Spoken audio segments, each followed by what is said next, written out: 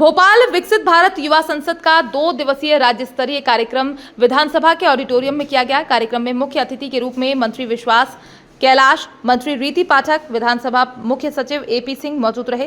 कार्यक्रम में मंत्री विश्वास सारंग ने युवाओं को संबोधित किया। विकसित भारत के निर्माण में युवाओं की भूमिका को सुनिश्चित करता विकसित भारत युवा संसद मीडिया से चर्चा करते हुए विश्वास सारंग ने कहा कि युवाओं के विचार ये विश्वास दिलाते हैं कि प्रदेश के युवा विकसित भारत के सपने को साकार करना चाहते हैं। मध्य प्रदेश के 20 नोडल जिलों से 200 प्रतिभागी शामिल हुए। उत्कृष्ट 3 प्रतिभागी नई दिल्ली में विकसित भारत युवा संसद महोत्सव में होंगे शामिल।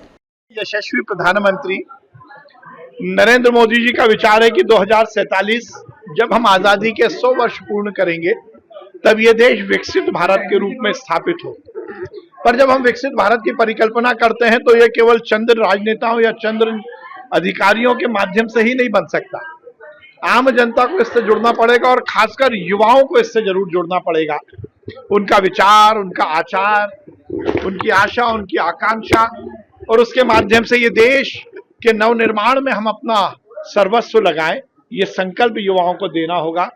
आज राज्य स्तरीय विकसित भारत जो हमारा एजेंडा है उसकी युवा संसद का आयोजन किया गया, जिसमें प्रदेश भर के 150-200 युवाओं ने अपने विचार व्यक्त किए हैं और इनमें से जो 3 युवा चुने जाएंगे वो दिल्ली में जाएंगे और मध्य प्रदेश का नेतृत्व करेंगे।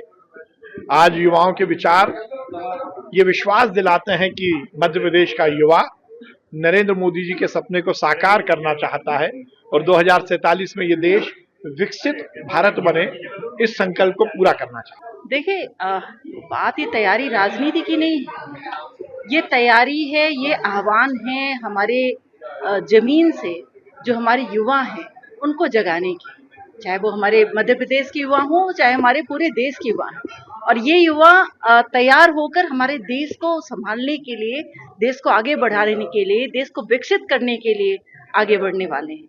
वो कदम उनका तैयार हो रहा है और इसके लिए मैं अपने केंद्र सरकार को, माननीय नरेंद्र मोदी जी को, हमारे यशस्वी प्रधानमंत्री और हमारे माननीय मुख्यमंत्री जी डॉक्टर मोहन यादव जी को, दोनों को मैं समान रूप से धन्यवाद देना चाहती हूँ कि जो एक तरफ से देश के विकास के लिए चिंतित हैं तो यही दूसरी तरफ से प्रदेश के विकास के लिए, और इससे विशेष सहभागिता होती है हमारे युवाओं को लेकर के। इस रिपोर्ट के बारे में तो मैं कुछ कहना नहीं चाहती, लेकिन अगर ऐसा कोई विषय है तो निश्चित रूप से हमारी सरकार इसको विशेष रूप से संज्ञान मिलेगी और हमारे सरकार के माध्यम से इस पर विशेष रूप से कार्रवाई होगी।